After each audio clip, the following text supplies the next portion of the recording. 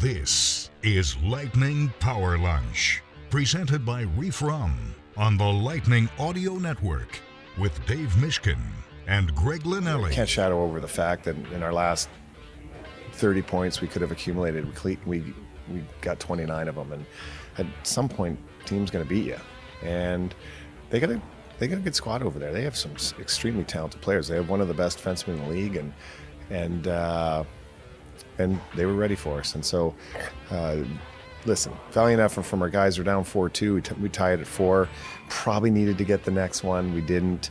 And, it's just too much for it to come back. But this will, be easy one to turn the page and then move on to the home stretch here, which, we've got some big ones at home. And, another one too is like the boys have, it's 15 games, just traveling back to cities. And so it's be good to get home and play a few here in front of the fans. And like I said, good run for the guys, but our division's has been winning as well. So, we're just keeping our heads above water in the Atlantic. Notice, when things are going well and you lose, you can say, hey, the other opponent, it's something to do with a little bit. There's some other things involved, but that's what happened against Columbus for sure. There was another question post-game, which I know you addressed in the last call, basically like, how do you bounce back from this game? And I know that, I don't think that was anybody from Tampa, by the way. Well, I don't think that the Lightning had much representation because Julie Stewart-Binks, who would normally be down there, was filling in for Paul Kennedy on the studio. And I don't think the Lightning had any beat writers there. And the broadcasters, Dave and Brian are still upstairs. And had I been there, I would have been upstairs. So it that was sound a Columbus contingent. Yeah. And it just goes to show, like, people who cover teams, and look, we are probably guilty of this on some level too. Like when Utah's coming in, it's not like I'm completely clued into everything that's been happening with Utah until I actually looked at their team, and I can tell you, they are on a great run. They're having a great year. I think they're actually playing better than where they are in the standings. We'll get to that. But these people in Columbus are all this stuff's happening. They have a mess with the coach. They make the coaching change. They start turning things around. They're along a homestand. They are not thinking.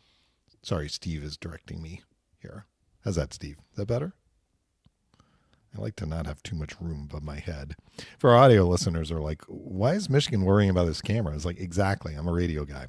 Anyway, these Columbus reporters are not really thinking what we are going to say, which Lightning fans know.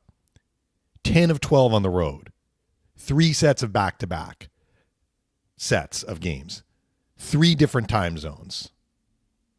Going back, including the Columbus game, 16 games going to December 20th, the Lightning did not lose a game in regulation until they played Columbus. They had tough travel against a rested team that is playing well. They didn't have it on Saturday. John Cooper acknowledges that. At some point, they were going to have a clunker. And that was a clunker. And even with that, Greg, 3 times they tied the game. And they were, I wouldn't say they were really ever leaning on Columbus. But, in the third period, they had some looks actually to maybe cut into the deficit again. So I was debating whether to call the Saturday game a scheduled loss because the way the Lightning were playing, it's like other games that you might say were scheduled losses. We're not losses at all. They got points out of them because they were defending so well. Yeah. They didn't defend well against the Jackets. The Jackets had a lot to do with that. But that is just such myopic questioning from the Columbus reporter, whoever that was. It's this team just went 14-0-1 and lost a game. How do you bounce back from it?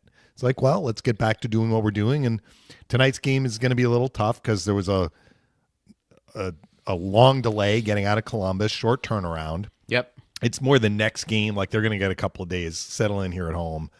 This is a tough scheduled game, even if Utah hadn't been coming in playing well. But yes, that was part of the post game as well from Coop, where he kind of laughed it off as he usually does.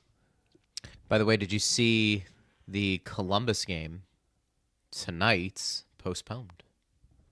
So interesting. Had the Lightning stayed Yeah. You know, I guess they another got hammered, couple right? of days. Yeah. I did not see that. It just came down. Tonight's Kings at Columbus Blue Jackets Okay. postponed. So that just came in. So some tough weather for sure Yeah. that the Lightning had to deal with. Got a good win against Chicago, you know, the night before in a shootout. I mean, look, you'll take those 2 points, and we've talked about this theme about the Lightning munching points, particularly over the last 15 games. They've been excellent, but I don't know, do you want to touch on Chicago? Do you want to So get this in there? was another game, like a lot of games the Lightning have played, where they defended well. Yeah. Now, in this game, I thought they defended well because they had the puck a lot, which is part of why they've defended well prior to the Columbus game. Actually, I thought Chicago had some looks. Like, Coop actually praised the team after. He's like, I love the way we played without the puck. I'm like, well, they really weren't without the puck that much, and maybe that's what he's talking about. When they didn't have the puck, they got it back a lot, frequently, and then held onto it. But when they didn't get the puck back, or they were exposed on a potential chance against, they did give up chances. I mean, the Ryan Green goal was an alone chance. Dickinson hit the post and crossbar early in the game, talking about the Chicago game on Friday. Frank Nazar had an alone chance early in the second period. I'm not sure that they even maybe gave him a shot on net on that one. There was a neutral zone turnover the Lightning had fairly late in the third period. It was Radish. Radish had a fumble at the blue line, 1-1 late third, and the Hawks had a chance. It was a pass that missed back post. So I'm not sure the Lightning were as locked down in terms of high danger chances against, but they just didn't give up many chances because the Hawks didn't have the puck at all. I mean, let me find the right game here. So the Blackhawks finished with 40 shot attempts through 65 minutes. Of those 40 shot attempts, 7 came in overtime. 7. They had the same number of shot attempts in the entire first period as they had in overtime. They were very dangerous in the overtime. But at that point, it was 3-on-3. And, you know, frankly, the Lightning have not looked as good in overtime in the last few. They've gotten the last 3 that have gone to overtime through overtime, and they've gone to the shootout, and they won 2 of the 3. But that just tells you 33 shot attempts for 60 minutes for the Blackhawks tells you how little they had the puck. So that was the big part of how the Lightning held the Hawks to 1. Their execution, and this might have been a little bit of a foreboding for what we saw on Saturday, where the Lightning were off. They were off physically. They were off mentally. They were sick. Like 2 guys missed the game due to illness. There may have been other players affected. They were shorthanded too because they got players injured during the Columbus game. We have an update in that regard. But their execution in terms of their offense was a little bit off too. Now, Soderblom was good, but the Lightning missed the net on a ton of chances, ton of attempts. And usually when that happens, like Coop even said, you know, offensively we weren't quite there, but we defended well. And really they defended well by maintaining possession. And they got the one goal that they needed. So they made a play, late second, Kucherov put it in, and that got them to 1-1, and another game in which they get a point. They survive overtime. And then the shootout is a coin toss. Unfortunately for the Lightning, they got goals from Kucherov, Gonsalves, and James to offset a couple of goals the Hawks scored in the shootout. Hawks are a better defensive team. We talked about that on Friday with John Weideman. You recall, Greg. They're half a goal better defensively this year per game than they were last year, where they were basically near the bottom in offense and defense. They're still struggling to score. Part of the reason I think they're struggling to score is they don't have the puck. This wasn't a one-off. They're near the bottom in shots. They're near the bottom, like some of the advanced stats, you can see like high danger chances, right? High danger shots. Right. I mean, I may take exception with, was it really a high danger chance just because of the location? But it tells you like how often are they generating looks in dangerous areas, whether that look turned into a dangerous chance or not. And they're very low. With some of the skill that they have, you're like, really? You know, they got Bedard, they got Nazar, they got, you know, Tyler Bertuzzi's having a good year. It's almost like when they get a chance to do something good, they're efficient, but they don't have the puck enough to really lean on teams. So how do you offset that? You offset that by defending well. And John told us on Friday, like their goaltending has been good, and Soderblom was very good on Friday. and he feels that they're defending better, and we saw that. Like, they dug in. They didn't give up. They didn't allow the Lightning too many freebies, is what I'm saying. The Lightning had to kind of earn it, and because the Lightning, their execution with the puck was a little bit off in terms of playmaking, the Hawks hung in there. Now, the Hawks came back last night facing a Florida team that was playing the second half of a back-to-back, and they kind of imploded in the third period. I think it was a 1-1 game going into the third, and the Panthers won 5-1. So they have some work to do, Chicago. But it was a solid road performance for the Lightning. Again, coming at the end of this brutal schedule stretch. And for them to cash in for 2 points is outstanding. So they had a clunker to finish the stretch. And now you kind of turn the page. And now the Lightning, their gap, they are at +6 home games. They played 50 games, 28 on the road, 22 at home. It's incredible. The next 6 are all at home. But even like Eric was talking about this, they only have 13 road games left. Now, they've been a great road team this year. But you got the one off to Carolina shortly after the break ends. They start home Toronto, at Carolina, and a back-to-back. Then you got 3 4-game trips, which are not easy. Like, they have to go to Western Canada. They do Minnesota, Winnipeg, and part of one trip. They cross the border, a couple of times. But, I mean, this is not as heavy a lift down the stretch here for the Lightning as other teams have. And it's really concentrated in that stretch right after the Olympic break ends. So they are in outstanding shape. And the last thing I'll say just about where they are right now, understanding I think this game tonight is going to be a tough game because it's almost a continuation of the 10 and 12. It's the first home game back. They got in the wee hours of the morning on Sunday morning. They're facing a team that got here well before them and is rolling. But, where we are right now, the Lightning are at 68 points after 50 games. To hit their next marker in the 10-game segment, they need 4 points to stay on playoff pace, which I still think is going to be accurate. I know the Atlantic is very competitive and teams are winning.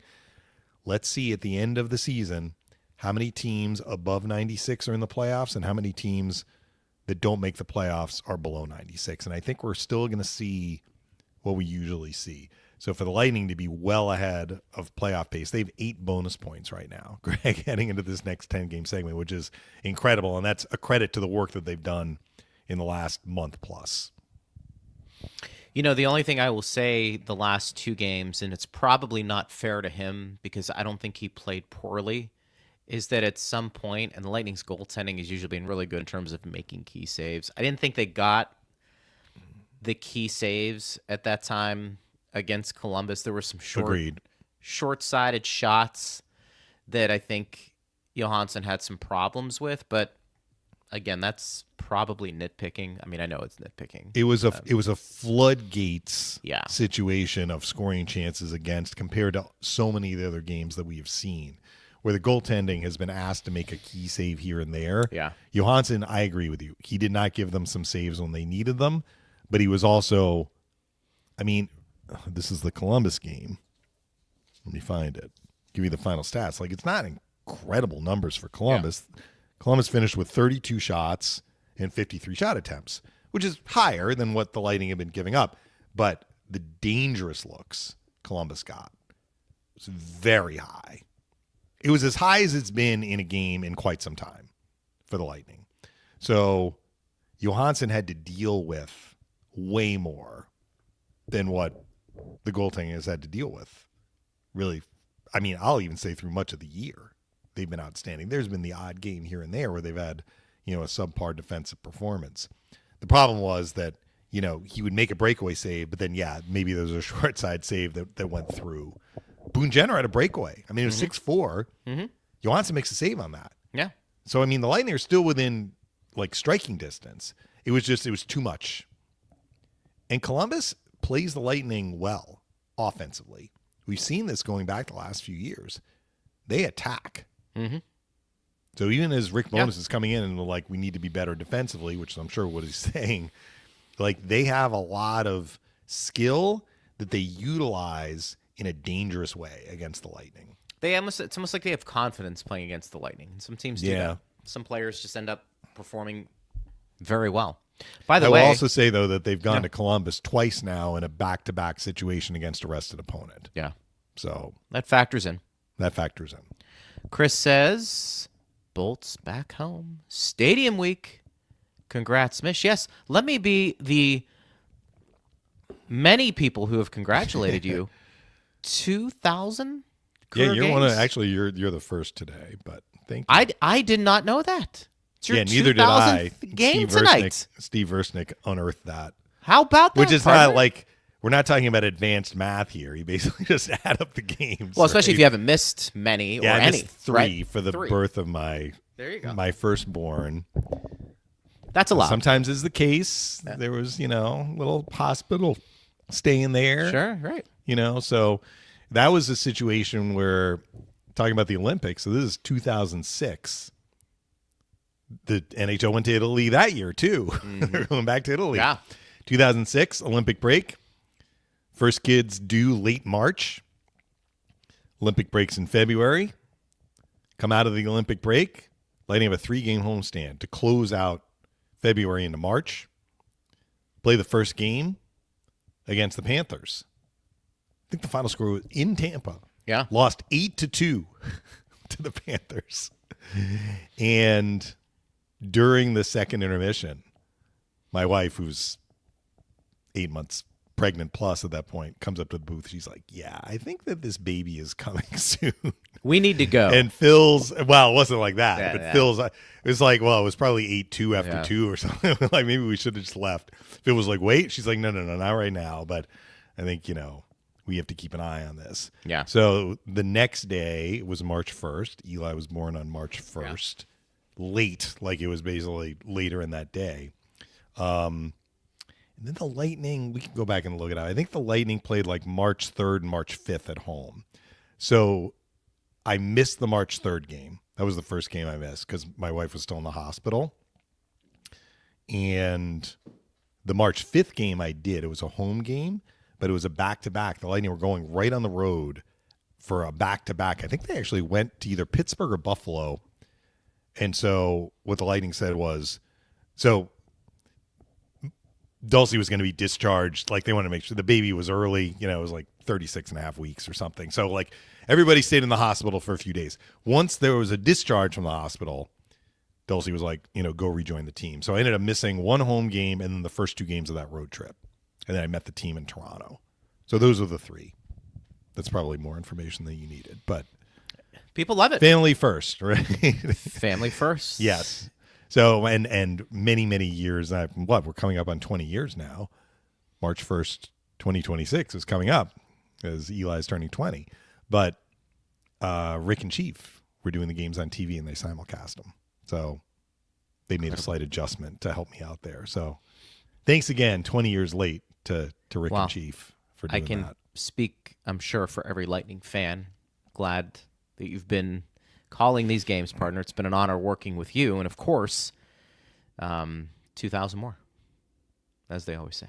Yes. 2,000 more. And Steve included playoff games, which I don't really understand why they don't include playoff games in, player coach For the markers. players, like right? Coop Yeah. just had his 1,000th game. That doesn't include one playoff game. I was joking with Yeah. Steve. I'm like, that 5 overtime game against Columbus would count as like 2 games. He only counted as 1. Incredible. Yeah. Now the NHL has to. Are they the only sport that does that? I think all of I them don't do. know. I think all of them do. Yeah. I feel the like stats are regular season stats too. yeah. I mean, maybe they don't want to Yes. show like reverse bias against a player who's had a really good career, but just didn't have the playoff games that other players have had based on the teams that they were on. But I mean, games played is games played, You can make an argument fair for a point. player, a playoff game is more than a regular season game. 100%. Even if it goes 60 minutes, it doesn't go into double or triple overtime. Lucas says, could be worse. At least we don't have to shovel 5 feet of snow off the driveway the next morning after our team loses. Lucas, your neighbor? That's Lucas, my neighbor. Everybody would be pitching in. Remember those days? Everybody pitched in and helped the neighbor. Wasn't too long ago. I was a young lad in Pittsburgh. I had, a snow day. Of course, you love that as a kid. You loving a snow day. You get up early and wait for your school to appear on the That's exactly it. bottom of the television. Such an innocent time back then. Very But we didn't have a phone, so you're like, okay, what are we going to do? Not. You're either going to play Nintendo, or you're going to go outside and, hey, who wants to play some tackle football in the snow? That was the best. But you would go around and you would shovel snow, and that's kind of what you did. Yeah. So that is true, Lucas. It is true. Chris says, streak had to eventually end. I'm assuming that's what he needed to say. Team didn't play great defense, but also a bit of a stinker by JoJo, who needed a few more saves, particularly goals 1, 2, and 6. Hopefully a new streak starts tonight and no more injuries. That is true. Yeah, so it does sound like Chernak is going to be able to play tonight, which is great news because he got hammered into the boards by Olivier. Which, look, the Lightning didn't play well enough to win that game, but that was a pretty obvious non-call that was missed, or call that was missed. I think anybody who's following the game from the Lightning side of the ledger, and maybe even not on the Lightning side of the ledger, and they're just like right in the middle, like, how is that not a penalty? It wasn't called a penalty. Yep. I thought the earlier penalty that they called on Voronkov wasn't a penalty, and they called that, and I don't know if that affected the decision process, but because there was no penalty called on Olivier, the Blue Jackets were not shorthanded, and they scored 2 goals before the first period ended. Yeah. So, it was not an insignificant non-call, but the Lightning have to own those goals against. They gave up a breakaway to Voronkov where he stripped Gord in the last, 10, 11 seconds, and the Fantilli goal was a complete, utter, Keystone Cop situation for the Lightning where they couldn't get the puck and they're trying to cover it and they're, they just couldn't settle it down. They couldn't get out of their own way, and Fantilli gets 3 cracks at it, right? And so he finally put it in. But had that penalty been called, maybe you're looking at 2-2. Anyway, yes, the Lightning did not play well defensively in that game. And now, you want to come home and right the ship. But it does look like Chernak dodged potentially a bullet there. And Gage Gonçalves also left after the first period. Unclear if he was battling the illness that sidelined Crozier and Finley as well, or if there was something else going on, but it sounds like he's a game-time decision tonight. They recalled Max Groshev and they recalled Curtis Douglas. The Douglas recall might have just been due to it was time to end the conditioning stint. Right. Unclear if it was due to that or due to shortened lineup situation. And McDonough practiced today in a regular jersey, which is great news. He's not going to play tonight. Nor will Hedman, Lilleberg, or Point, but they were all on the mend. And Destu, who took that was like an open ice check, and his knee or leg got hit by Marchenko. He's on IR. But it sounds like after a week he's going to be in the day-to-day range. So in this instance for Destu, you'd love to have him back for the Stadium Series game or the 2 games after that. But if not, he's not going to miss a bunch of games because we get the 3 weeks, right, with the Olympic break. Sure. So Alan says, given the injuries to Destu, Gonçalves, and Chernak, what do you think the lines will look like tonight? I will answer the Columbus reporter question. I think we will bounce back. Yes. I think that's how Coop answered the question, too. Well, it was an optional skate this morning, so unclear if they're going to be lineup changes. If Gonçalves plays, you may be looking at a similar type of situation to the lineup that they used in Columbus. We'll see. Peltier's still up, right? So, they could slot him in on the 4th line like they did against Columbus with Paul and Bjorkstrand. What I do think is going to happen, because Destu is out, right? I would not be surprised if Groshev comes in as a lefty if Crozier is unable to play. It's fair. It's all fair. Tampa Bay says hoping for at least some of the guys to return by the Stadium Series game. I think they would hope the same. Yeah. Tampa Bay. Thunder says, I hope the Pats win. Okay. I gotcha. Jacob also says, boy, I'm tired of all the injuries. The Olympic break sounds pretty good right now. Yeah, I get it. It's a big 10 deal. plus 11 with Stahoviak going to play in the Olympics, though. Yeah. They're not going to get much of a break. Do you think it matters to the Players Association, not necessarily the players, although those are one in the same to a large degree, that you are seeing, again, I don't have data to support it, so I understand, but it does feel like a lot of injuries, significant injuries to players, and you have these Olympics, and there's still this conversation about having guys go play. You know, I'd be curious to be a fly on the wall when you have GMs, the players union, and the league discussing about what's best for the game and how the Olympics. I've never seen any data, and I'll fight this tooth and nail. Relatively speaking, I should have said debated tooth and nail. I very rarely have seen a bump that a league gets, at least the NHL, when they do these other tournaments.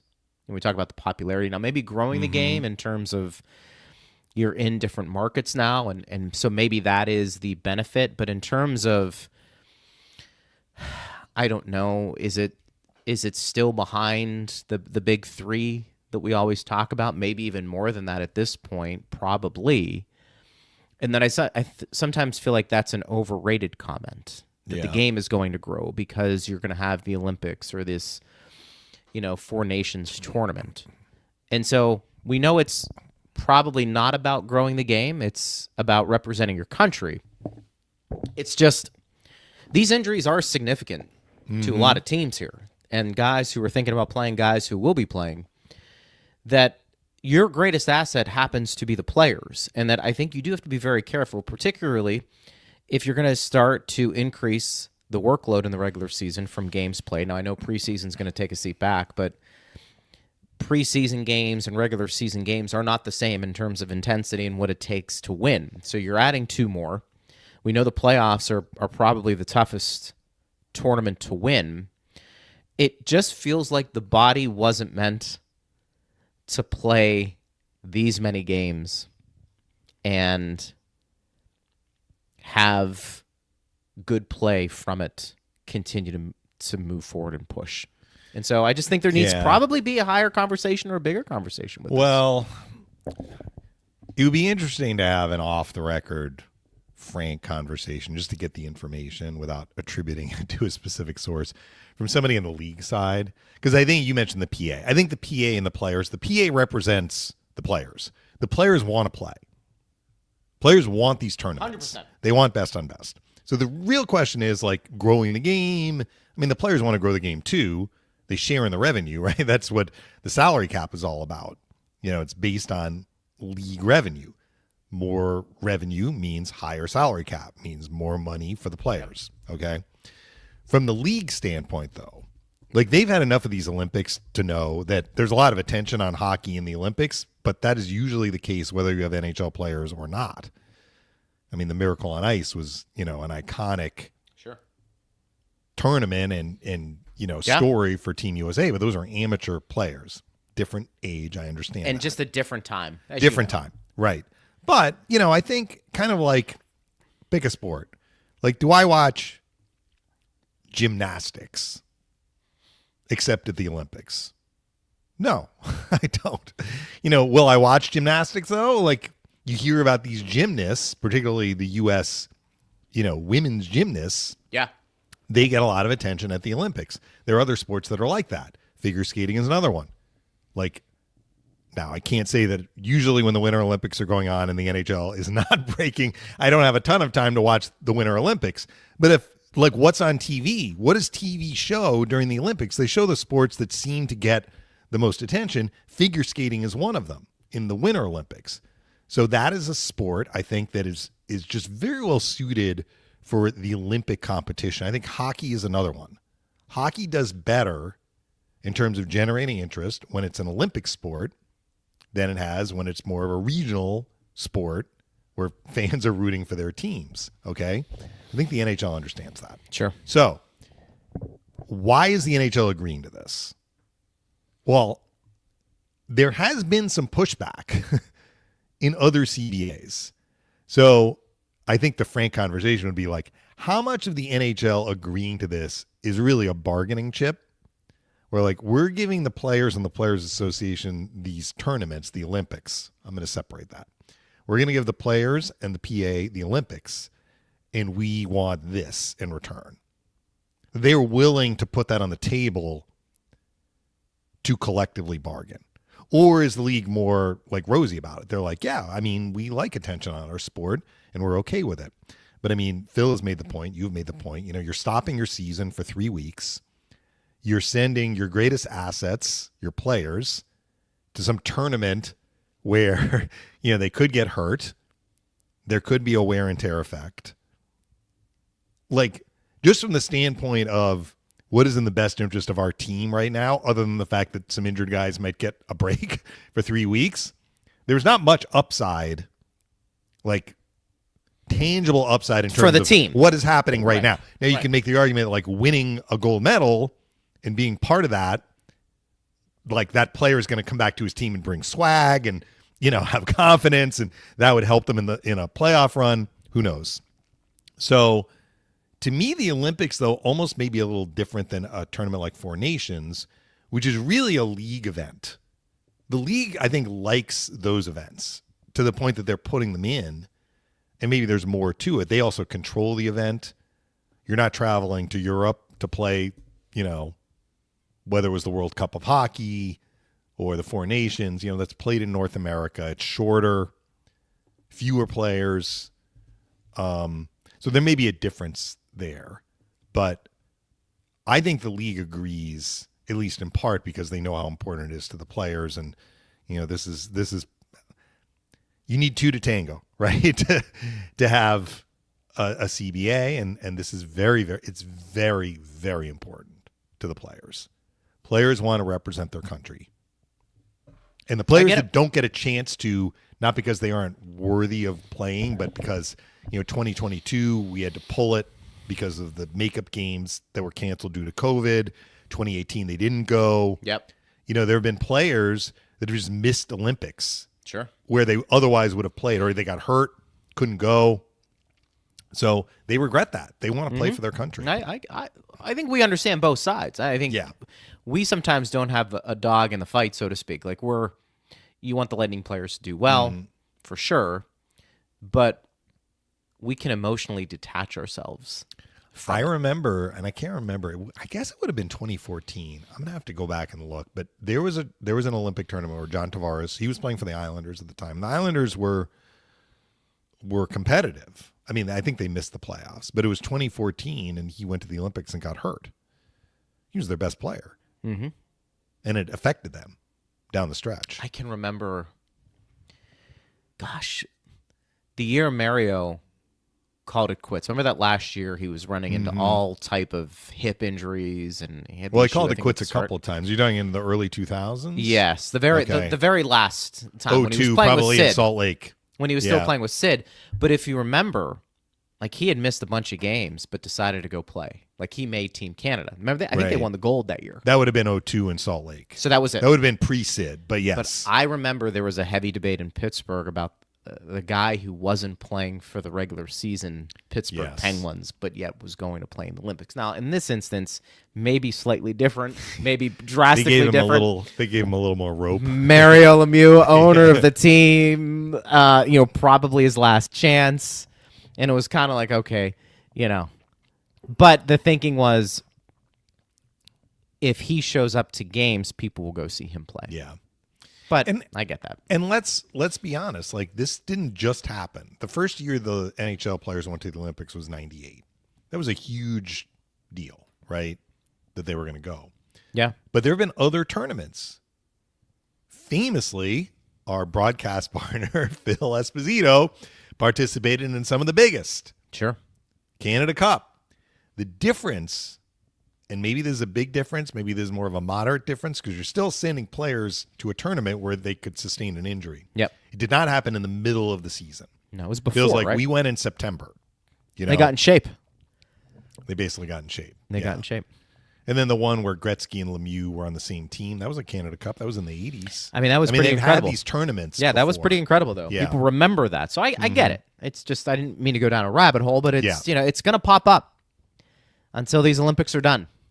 With with Yes. certain aspects of it. But the fan was asking about the injured players. So the players that are not going to the Olympics on the Lightning will benefit from this 3-week break. But as we talked about recently, coming out of the break, as much as I just said the Lightning schedule is better. I mean, objectively it's better than many other teams who have a more heavy road schedule than what the Lightning are going to have down the stretch. The Lightning have a lot of games down the stretch, or at least coming out of the break. They have a very condensed schedule. So that may leave them more predisposed to injuries. May not. But what we've seen is when they have injuries, other players are stepping up and doing quite well. I think the league should expand the rosters a little bit that first couple weeks back from the Olympics if you have a lot of guys. You can after the trade deadline. Yeah. This is what we talked about. You just can't exceed the salary cap. That's fair. Maybe there's a little bit more grace. But you're saying because it's a condensed schedule with the Olympics. I feel like you got to do a better job of protecting those guys. I don't know. Maybe that's just me. Yeah.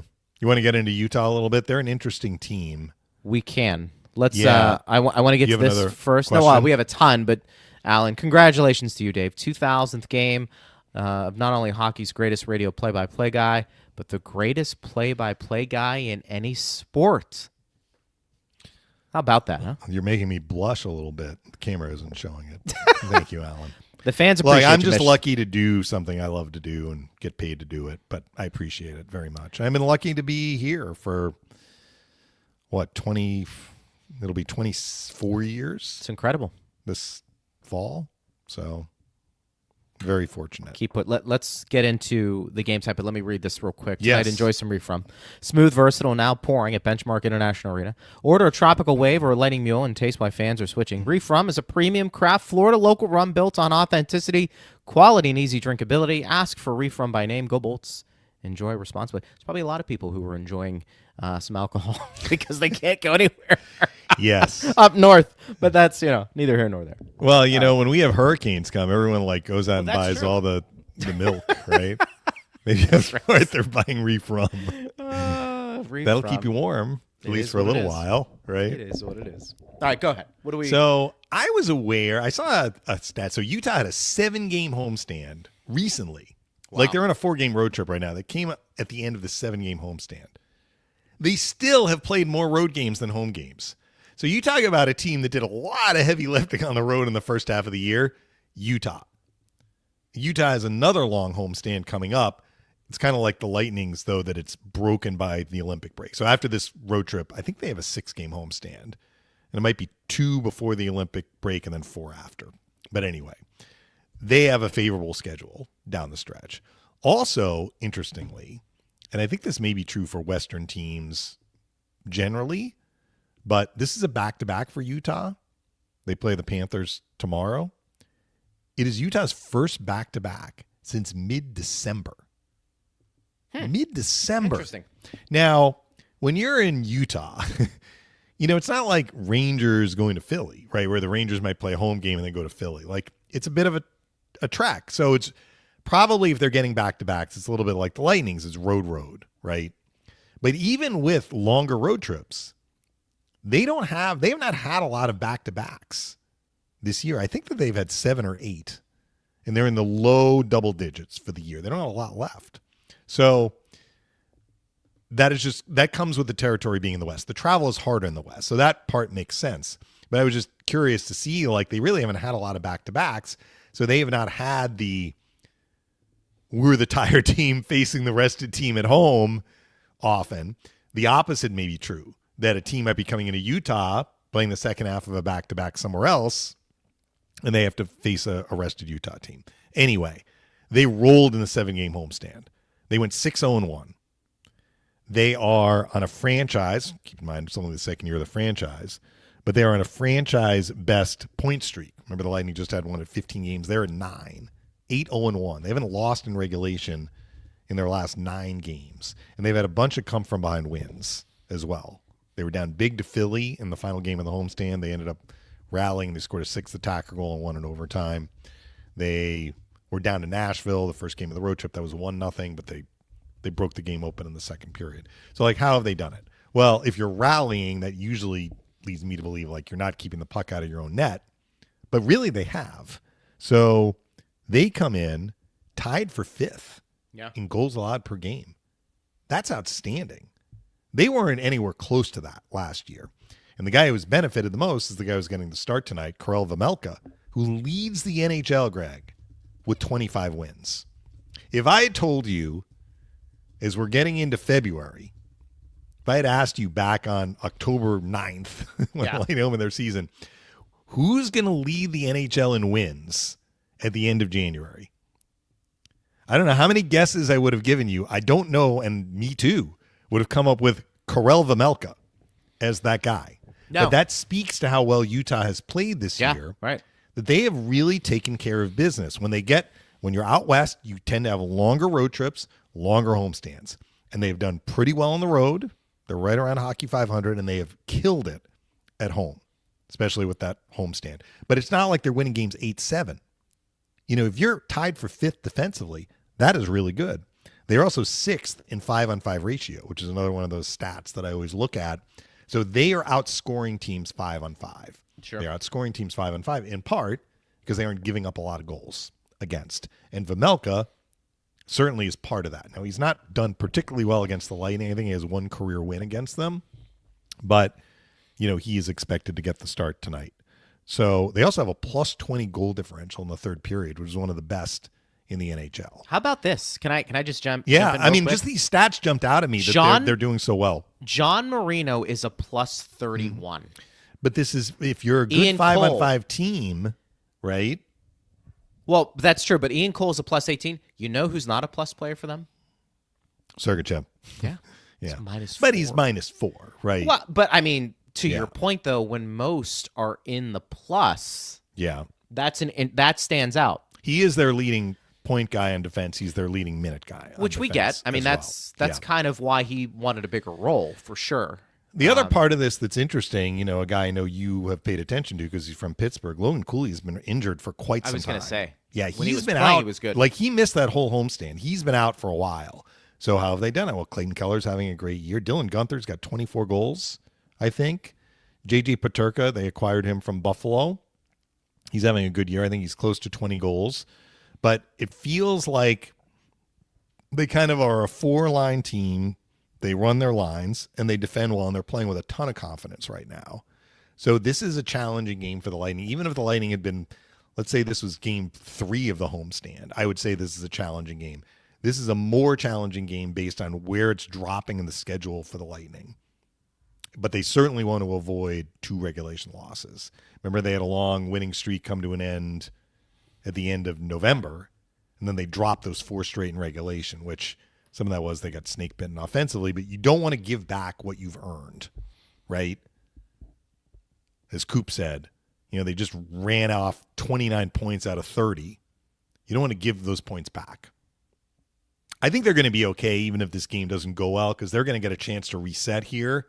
My spidey sense is telling me this one is going to be a challenging game.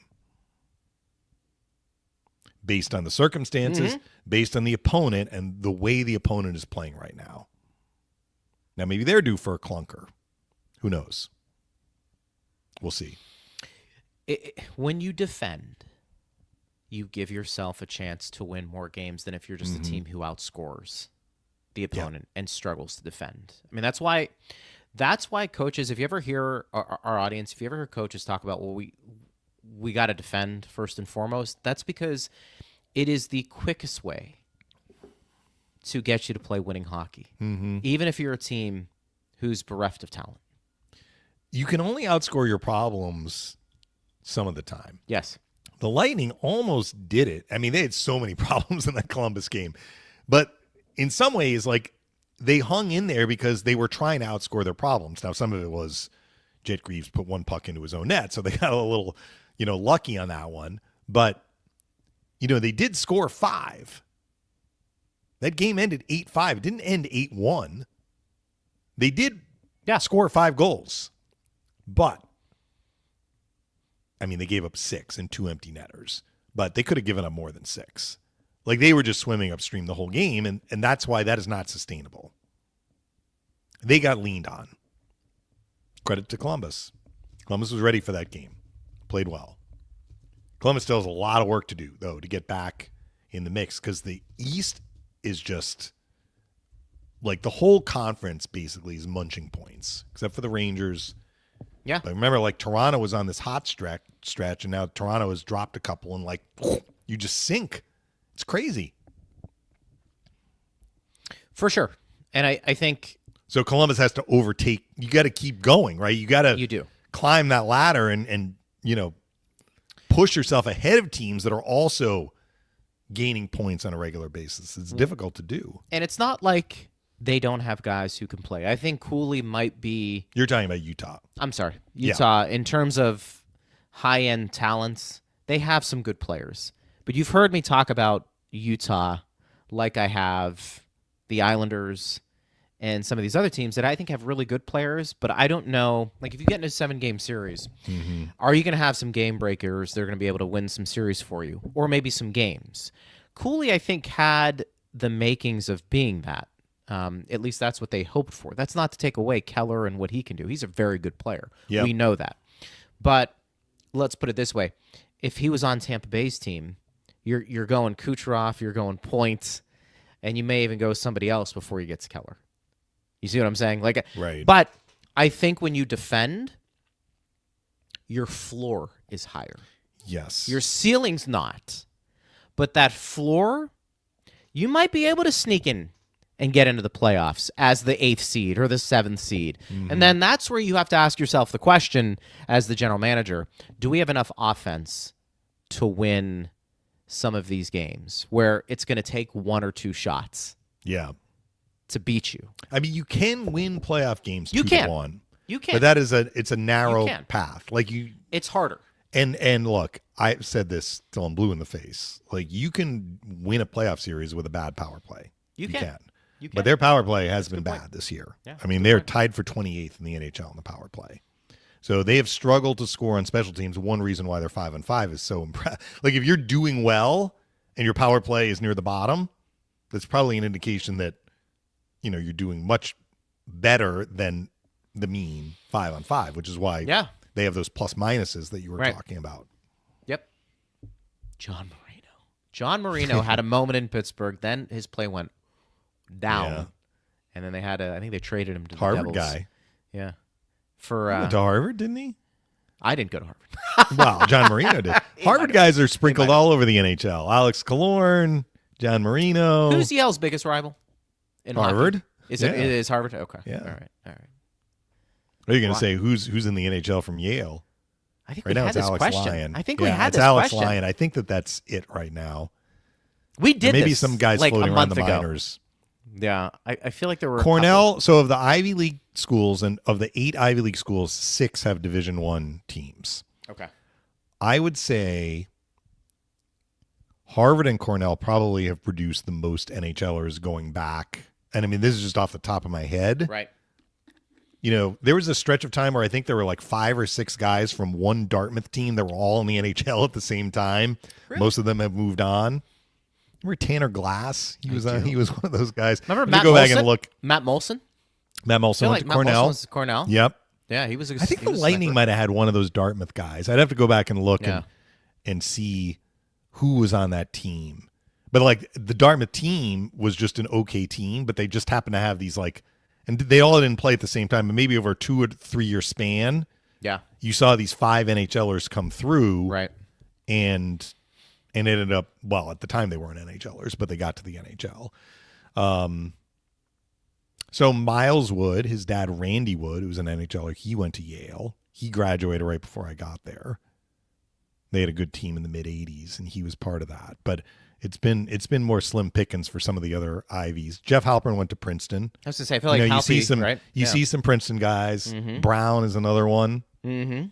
We've seen some guys get to the NHL from Brown, but I think Harvard and Cornell are the 2 most well represented. I mean, famously Ken Dryden went to Cornell, right? But Riley Nash, remember him? I do remember. Brief time Riley with the Lightning. Nash. He was a Cornell guy. Yeah, that's interesting.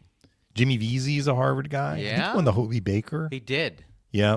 I remember when he came out, that was a pretty, because he signed kind of as a free agent, I think, didn't Yes, he did. That was a bigger deal. Interesting. Anyway, the college game produces now, It does. a fair share of NHLers. It does. It's gotten a lot better for sure. The kid. Can I just share with you? Yeah, go ahead. Thing? So I've never met this reporter who covers the Blackhawks. Yeah. But I saw he had posted after Dominic James scored the shootout winner. 2 times this year, Dominic James stabs the Blackhawks in the back or something to that effect, because James scored the shootout winner and he declined to sign with Chicago out of Duluth, even though they had drafted him. This is the reverse of the Isaac Howard situation, or it's the same as the Isaac Howard situation that the Lightning went through with their fans. The difference is the Lightning knew this about Isaac Howard and traded him. So they didn't, I guess the Hawks got a 2nd round pick, maybe it was lower than that because James was a 6th round pick. Isaac Howard was a 1st round pick. So we knew that the Lightning were getting a 2nd round pick if he just walked away. So the Hawks are not, at least this one reporter was not thrilled that Dominic James decided to exercise his right as a guy to run out the clock and sign with a different team. Lightning fans are like, well, he followed the rules. Yes, he did follow the rules. But this again brings up, and I think it's a fair point, like the Hawks did invest time, energy, resources in developing this player. I will also point out, I should go back and check and make sure I'm getting this right. If memory serves, the Lightning had drafted a guy, Cole Gutman, who ran out the clock in the Lightning and signed with Chicago. I do remember that. Yep. Now, he did not turn into Dominic James. I should go up to HockeyDB and see where Gutman is now. But look, teams have to swallow this. And as long as the rule's in place, we're going to see this. All I can say is that the Lightning are absolutely thrilled that Dominic James decided to sign with them. Heck yeah. And have the impact that he has had. And some of the chatter was, well, you saw all the competition that, the Hawks have with young players. And from what we know of Dominic James, he is a very confident young man. I think he goes into a situation and is like, I'm going to play my game. I'm going to show what I got.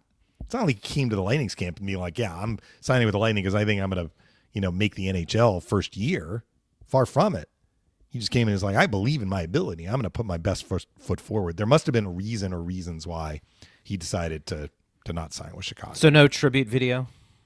The Chicago game there for was Dominic no James of video. maybe when he was in college. Well, I wasn't there, so I would have missed it. But I did hear that they're still playing the Hawks theme song. They used to do it before the game, and I was hearing it actually at the end of each period. And I'm like, the song is Here Come the Hawks. Why are you playing it as they're skating off the ice? But anyway, who knows? Let me look up Cole Gutman while you Mario move on says, to another question. Hey, just wanted to say my little family and I love you guys. And the work always listening while on the road or work. Well, we appreciate that. Yeah. Cole Gutman. How's 6th Cole? round pick of the Tampa Bay Lightning in 2017. Just like Dominic James was a 6th round pick of the Chicago Blackhawks. 4 years at the University of Denver, ran up the clock in the Lightning, signed with the Blackhawks. And in 3 seasons with Chicago, the organization, he ended up playing 41 games with the Blackhawks, 8 goals, 6 assists, 14 points. Most of that time he was with their minor league team. Now he's in the Kings organization. He's having a pretty good year in the minors. It's about a point per game with LA's affiliate. So, look, it happened against the Lightning for the Blackhawks a few years ago. I remember we had Stacey Roost on a post game, and I asked him, not knowing this, was going on with Gutman and Sammy Walker, who was another guy they had. Sammy Walker, who went to University of Minnesota, decided to sign with Minnesota Wild.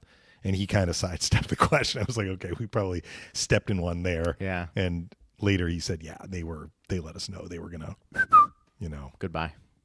It happens. Yeah. Anthony says, I've been saying for years, Chernak's situational awareness is very low, especially in his situation. Hit by Verhaeghe in the playoffs, etc. Chernak and Hagel need a few lessons from Cooch. Now, in fairness, whatever your statement is about what Anthony just said, in fairness, Chernak and Hagel are just different players than Cooch. Yeah. There's a high-end motor of constantly being on the puck. I think being aggressive, if you want to talk about a physical style of play, for sure. Kucherov just isn't that player, so he's going to pick his spots. As Brian Engblom likes to say with his hand when we're talking about Kucherov, kind of weaving in, weaving out. I mean, Hagel and Chernak, partner, they are straight-on players for the most part, and that leads itself to more collisions. And, the Hagel, so there is a difference between the hits that have knocked Hagel out of games and the hits that have knocked Chernak out of games. Hagel is usually getting hit in the open ice. Yeah. I mean, let's be honest. Guys are running at Hagel. Panthers are running at Hagel. That's what's happening. The one with Carson Soucy, that was an open ice hit. I mean, it was a good check. It happens. He popped him. Like, that happens to players. The Chernak hits are against the boards of the glass. And I can't speak with any expertise, not having played anything more than very, very, very low-level hockey, where I don't even think we had body checking, okay? So, yes, there is something about protecting yourself. But I will address the Olivier hit. This was not a situation where Chernak turned at the last second. Olivier saw him. That's why we were like, that should have been a penalty.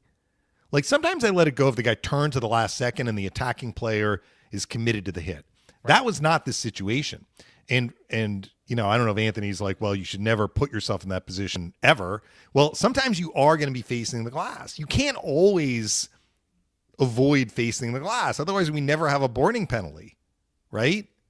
Players sometimes are put in a position where they are more vulnerable, and then the onus is on the player coming in to deliver a check, not to deliver the check.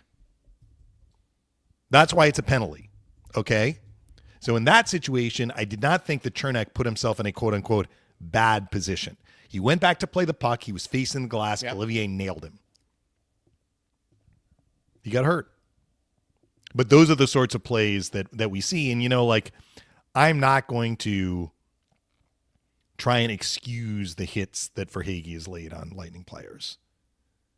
He is running at Lightning players. I mean, we saw it against Gergensen in the preseason. There's no doubt about it. He does run. So, and he again, takes runs at Chernak, I will tell you that. He does take runs at Chernak, and I remember the one in the playoffs, and I remember thinking, too, Chernak had his numbers. Like, Verhaeghe could see the numbers. Right. But you're like, well, look, J.G. Moser hit Boquist, got a 2-game suspension. That was a penalty. He saw the numbers. Yeah. He got a major, and he got a 2-game suspension. It happens. There are going to be times when you are exposed. Mm-hmm. Game moves quickly. You have to face the glass sometimes to collect a puck or to go back and get a puck. You can't go in sideways always to get a puck. It's a fair point. So anyway, those are my two very uneducated cents on the matter. But in the Olivier case, I thought it was more on Olivier than on Chernak. But that's one person's opinion. No, I think, well, a lot of people in Tampa, I would say, agreed with you, and so did the Lightning, that there shouldn't have been more there. Anyways, we've got the game tonight. We'll be back at it again tomorrow, and we'll be taking more questions and comments and everything in between. Partner, we'll have fun tonight. Yes, down at the arena.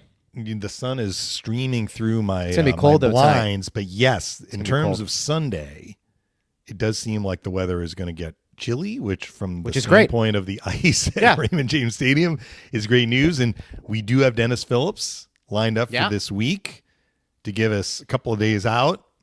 Kind of the lay of the land. But if it's just going to be...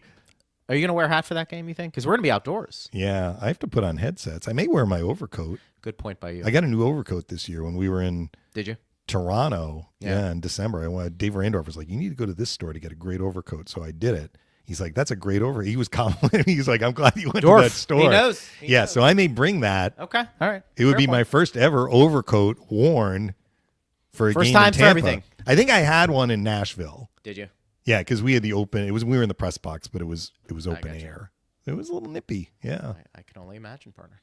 Bundle up, folks. Bundle up, baby. If you're from the North originally, you know what that means. Mm-hmm. Going to a high school football game or something like that. You knew, like November.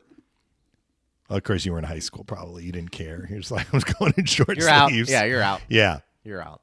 If you were a bundle parent, up, though. If you were a parent, you knew to put on the overcoat and the scarf and the hat. Absolutely. You're going to be wearing a hat, right? Probably. You got to protect that beautiful bald head of yours. My baldness. We'll get going there. But all right, I'll catch you tonight. Yeah, Looking see you forward to tonight. it. Thanks, Steve Ersnick, Jared Johnson. Thanks to you for listening. We always appreciate you guys. Stay safe up north. We have a lot of people that do listen to us that aren't in Tampa.